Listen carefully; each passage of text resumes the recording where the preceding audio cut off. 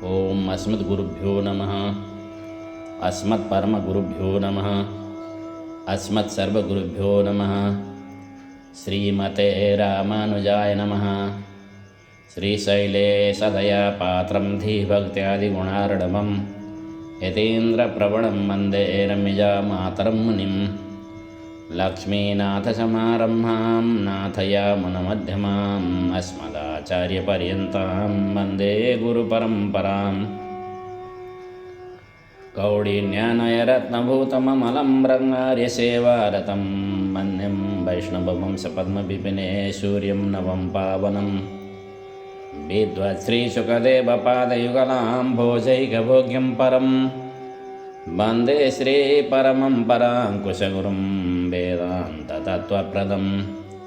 श्रीमत्सुकार्यपदपङ्कजलब्धदीक्ष्यं गोपालदेशिकपदाम्बुजदत्तशिक्ष्यं श्रीभूतपट्टणयतीन्द्रमठादिपाप्ता ज्येष्ठाश्रमं शठरिपुं यतिराजमीडे।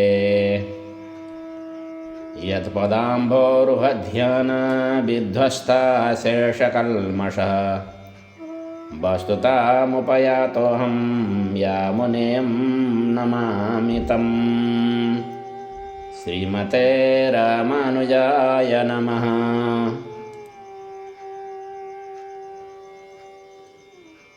हमारे आचार्यों ने कली काल में संसार रूपी समुद्र में गोता लगाते हुए, कष्ट को उठाते हुए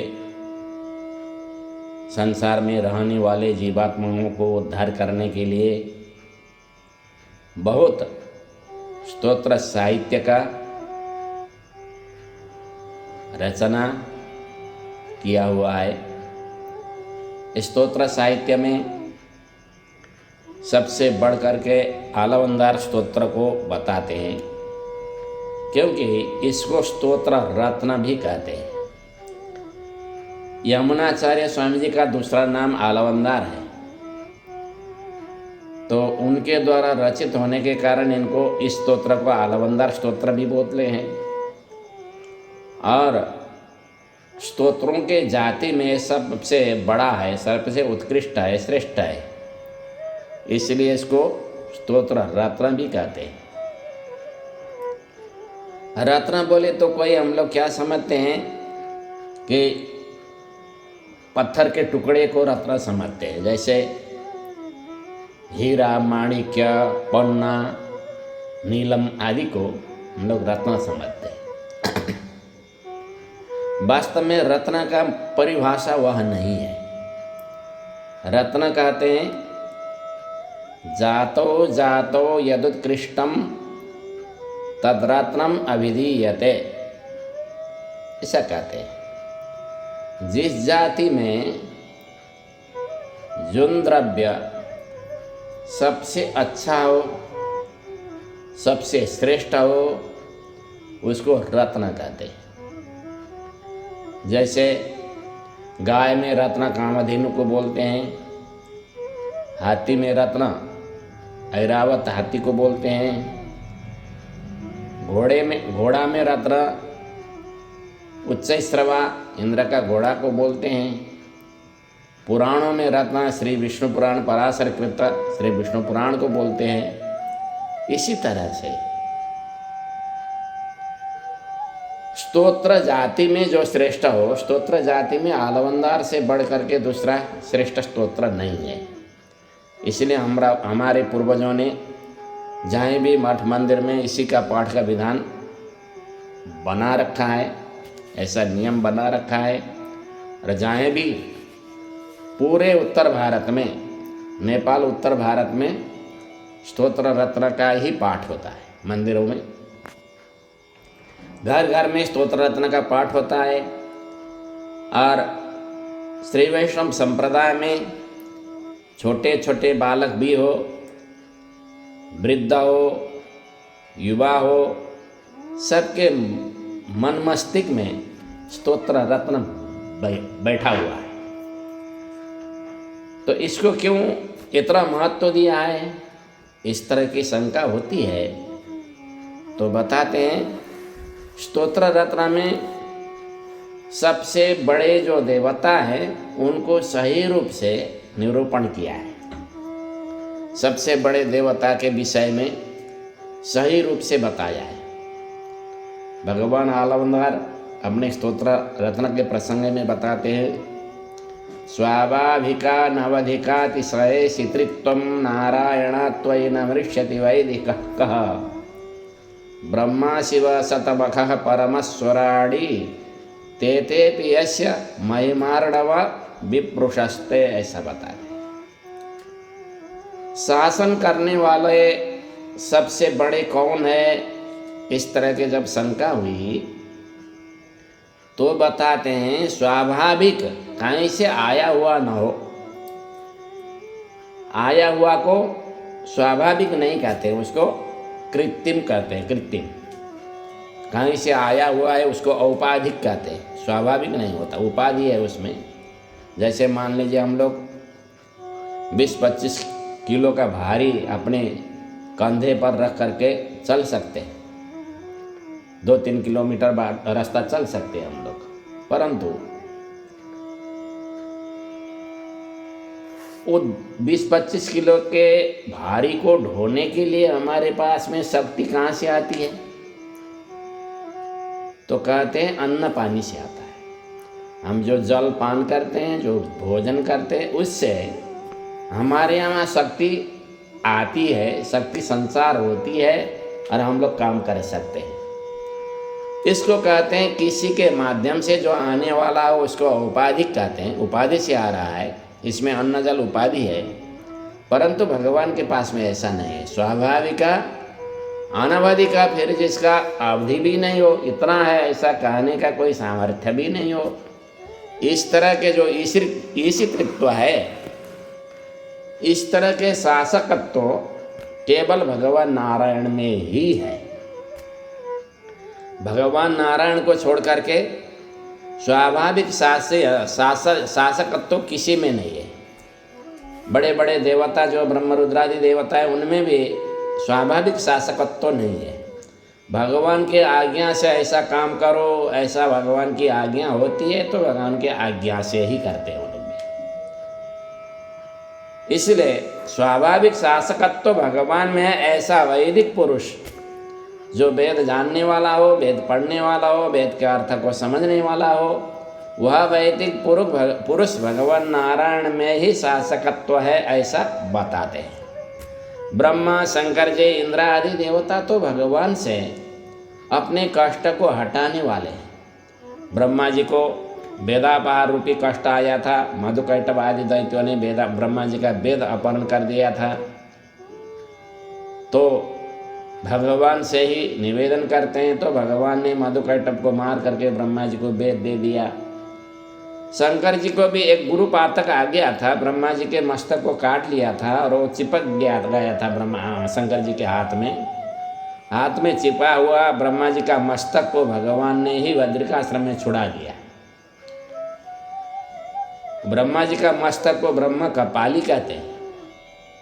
ब्रह्मा जी का मस्तक तो अपने पितृ ऋण से ऋण होने के लिए उसी ब्रह्म कपाली में जाकर के पिंड पानी देते हैं, तो हम लोग भी पितृ ऋण से मुक्ति पाते हैं। उनको भी पितृ हत्या लगी थी और भगवान ने हटा दिया। इंद्र को बड़े बड़े दैत्यों ने कष्ट प्रदान किया था, वो कष्ट भी भगवान ही हटा देते हैं। इस तरह से सबको आनंद देने वाले भगवान नारायण की महिमा को स्तोत्र रत्न में गाया गया है। और भगवान के परतत्व को निर्णय करने के लिए अत्यंत उत्कृष्ट है। दूसरे प्रसंग में बताते हैं, कह श्री परम सत्व समाश्रय कह पुंडरीक नयन पुरुषोत्तम कह कस्यायुतायुत शतैक कलाम सकाम से विश्वम विचित्र चिदचित प्रविभाग वृत्तम, ऐसा बताते हैं। भगवान के हजारों में से एक जो छोटी सी भगवान के ज्ञान शक्ति की जो कला है, उसी कला से अनंत कोटि ब्रह्मांड का सृष्टि पालन संहार होता है। इस तरह के लक्ष्मी के भी को भी शोभा बढ़ाने वाले।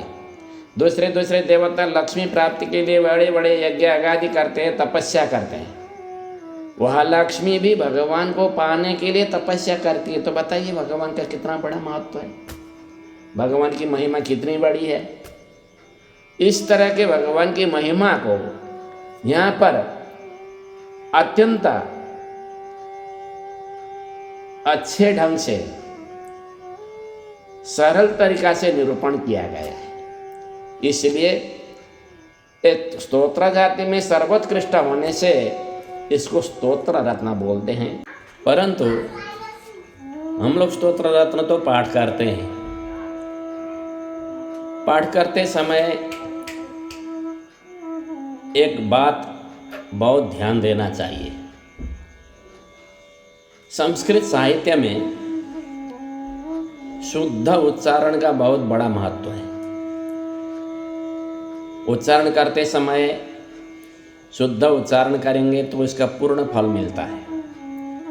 यदि अशुद्ध उच्चारण हो तो उसका खराब फल मिलता है, बुरा फल मिलता है। जैसे मान लीजिए इतिहास में एक कथा आती है, पहले एक समय में एक तोष्टा नाम के प्रजापति थे।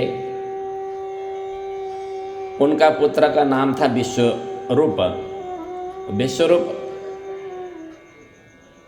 समय के प्रभाव से एक समय में देवता का गुरु बन गए थे, परंतु दैत्य के भांजे लगते थे।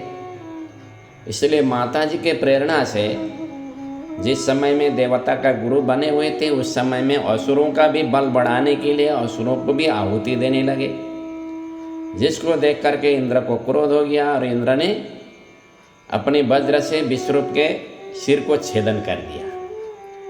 इंद्र को ब्रह्म हत्या आई, उसको 4 स्थान में रख करके शुद्ध हुए बाद में इंद्र। परंतु जो तोष्टा थे, अपना पुत्र जब मर गया तो उनको क्रोध आया और इंद्र को मारने के लिए एक यज्ञ करने लगे। उस यज्ञ में एक मंत्र बोला जाता था, उसमें कहना चाहिए था इंद्र शत्रु विवर्धस्व, ऐसा कहना चाहिए था। परंतु पंडितों ने असावधानी के कारण इंद्र शत्रु विवर्धस्व ऐसा कह दिया। इसमें अक्षर में अशुद्ध नहीं है। इंद्र शत्रु कहना था, वहाँ पर इंद्र शत्रु कह दिया। विवर्धस्व कहना था, वहाँ विवर्धस्व ऐसा कह दिया। इस स्वर में गड़बड़ी हो गया। स्वर में गड़बड़ी होने के कारण अर्थ क्या हुआ? इंद्र को मारने वाला मेरा पुत्र यज्ञ कुंड से प्राप्त होकर के बढ़ और इंद्र को मार, ऐसा भाव उस मंत्र का था। स्वर में व्यत्यय होने के कारण, स्वर में उल्टा होने के कारण इंद्र के द्वारा मारे जाने वाला पुत्र का यज्ञ कुंड से उत्पत्ति और बढ़ जा, ऐसा अर्थ हुआ। इसलिए बताया भैया, मंत्रोहीन स्वरतो वर्णतो वा मिथ्या प्रयुक्तो न तमर्थमाह सबाग्वज्रम यजमानं हिनस्ति यथेन्द्र शत्रु स्वरतो पराधात। इंद्र शत्रु इसमें स्वर के अपराध के कारण, स्वर उल्टा होने के कारण, स्वर के व्यत्यय के कारण इंद्र को मारने वाला जन्म लेना था, परंतु इंद्र के द्वारा मारे जाने वाला का जन्म हुआ। इसलिए उच्चारण करते समय शुद्ध उच्चारण करना चाहिए। ह्रस्व दीर्घ सब मिला करके उच्चारण करके जो इस स्तोत्र का पाठ करते हैं तो उनको पूर्ण फल मिलता है। अभ्यास करते समय एक अच्छा शिक्षा प्राप्त किया गया व्यक्ति को आगे रख करके उसके उच्चारण के अनुसार अनुच्चारण करते हुए इसका अभ्यास कर लेना चाहिए। अभ्यास होने के बाद में तो अशुद्ध होने का कोई गुंजाइश नहीं रहता। अभ्यास होने के बाद में तो सब शुद्ध ही बोलते हैं, लेकिन अभ्यास के समय में अशुद्ध हो जाता है। सब मिल करके अभ्यास करते समय शुद्ध रूप से इसका अभ्यास कर लेना चाहिए। भगवान आलवंदार स्वामी जी ने परतत्व निर्णय करने के लिए इस स्तोत्र की रचना की। इस स्तोत्र का रचना का मुख्य उद्देश्य क्या था, वो उद्देश्य को भी मैं आपको बता देता हूँ। जिस समय में भगवान भाष्यकार स्वामी जी, रामानुजाचार्य स्वामी जी कांचीपुरी में रहा करते थे, उस समय में भगवान भाष्यकार यादव प्रकाश नाम के एक प्रकांड विद्वान थे, अद्वैती विद्वान, उनके पास में रह करके वेदांत अध्ययन कर रहे थे। उनके दर्शन के अभिलाषा रख करके भगवान यमुनाचार्य स्वामी जी कांचीपुरी में आए हुए थे, परंतु दूसरे विद्वानों के संगत में बैठे हुए उनको देख करके वहाँ उनको बुला करके अपने पास में वार्तालाप करने का अच्छा समय नहीं सोचे और भगवान भाष्यकार स्वामी जी को अपने सिद्धांत में लाने के लिए भगवान यमुनाचार्य ने इस आलवंदर स्तोत्र को रचना करके महापूर्ण स्वामी के माध्यम से रामानुज स्वामी जी को जब कांचीपुर में भगवान वरदराज स्वामी जी के सन्निधि में सुनाया, तो उसी समय में उस सिद्धांत को छोड़ करके भगवान भाष्यकार स्वामी जी इस सिद्धांत में प्रवृत्ति हुए। ऐसा भगवान भाष्यकार को भी विशिष्टाद्वैत सिद्धांत में प्रवृत्ति कराने के लिए ही मुख्य उद्देश्य से इस स्तोत्र की रचना की गई थी। इसलिए ये बहुत उच्च कोटि का स्तोत्र है। इसको शुद्ध रूप से हम लोग शिक्षा लेंगे तो हमारा कल्याण होगा और अपने घर घर में अपने बाल बच्चों को ये अभ्यास कराने का प्रयास करेंगे। इस स्तोत्र रत्न को पाठ को हम लोग अपने घर में करने का अभ्यास बनाएं, तो इससे हमारा जीवन भी सुधर जाता है, हमारे बाल बच्चे भी सुधर जाते हैं और जितने भी भगवत प्रेमी बंधु हम लोग हैं, संपूर्ण भगवत प्रेमी बंधुओं से मैं निवेदन करता हूँ, आप लोग अपने अपने घर में आलवंदर का पाठ अपने बच्चों को सिखाइए, स्वयं पाठ कीजिए। इससे आप लोग का भी जीवन सुधर जाता है। इस श्लोक में भी अनेक तरह के बाधाएं निवृत्ति होती है और परलोक में भगवत प्राप्ति होती है। आलवंदर के विषय में मैंने आप लोग को इतना ही बताया और इसके आगे का प्रसंग को अभी आप लोग सुनना चाहते हैं, इस तरह के आपकी इच्छा है तो आप लोग एक समय बना लीजिए।